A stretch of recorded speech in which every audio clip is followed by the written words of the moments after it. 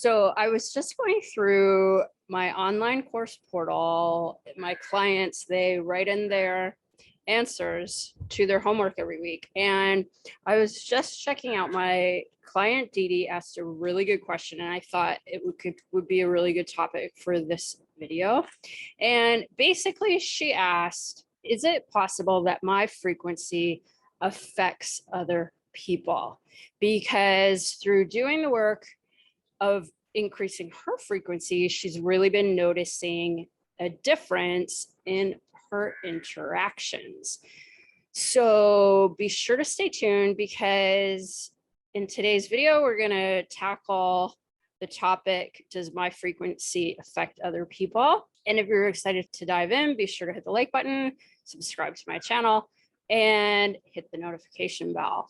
And if you want to join Dee Dee in my online program, Other Side Channeling Academy, be sure to click the link below to schedule a call with me to see if it's going to be a good fit. So a motto of mine, and something that I like to teach my students, is to really think about putting our frequency first. Putting our frequency first means really having good awareness to when our frequency even slips down in the first place. And so a lot of times this can happen through the people we might be around, the information we're taking in, the thoughts that we're thinking, and stuff like that. So the first step in prioritizing your frequency is awareness, and basically making a decision that you want to prioritize your frequency. So when you're used to living in a high frequency state, you will really notice it when your frequency slips. And how you're going to notice is it's going to feel uncomfortable. You may even feel like your progress in your spiritual development is slipping or like downgrading. You may feel just a general feeling of discomfort.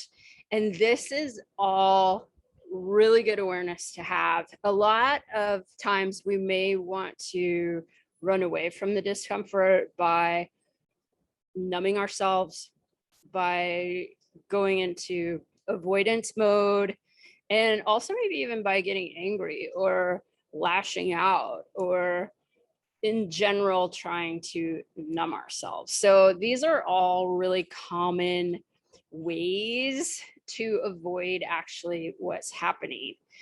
Also, this can sometimes signal a frequency up level. So a lot of times right before we are about to raise our frequency, we may get thrown a test.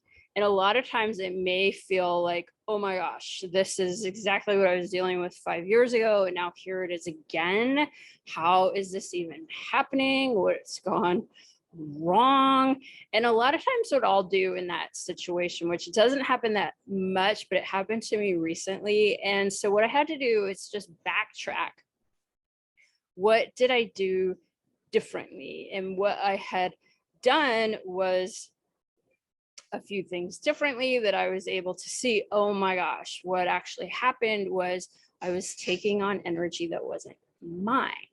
And the energy of all of these other people that I was suddenly opening myself to really affected my frequency. And it felt like I was regressing. It felt like I was really going downhill, when in fact, what I realized is, oh my gosh, I was just taking on a lot of energy that wasn't mine. So what I had to do in this situation was exit this situation, do my practices, do my prayer, my meditation, my yoga practice, my breath work.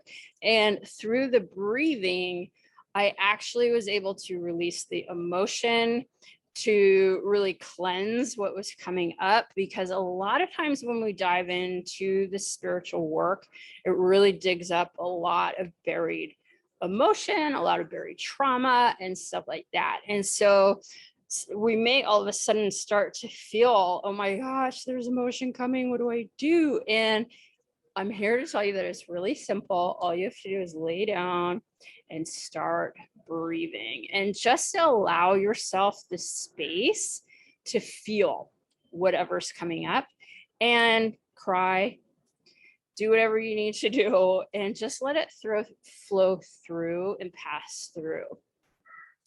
Because on the other side of this discomfort is the next level in your frequency. And so I recently had to do this myself, which is what inspired me to share this with you.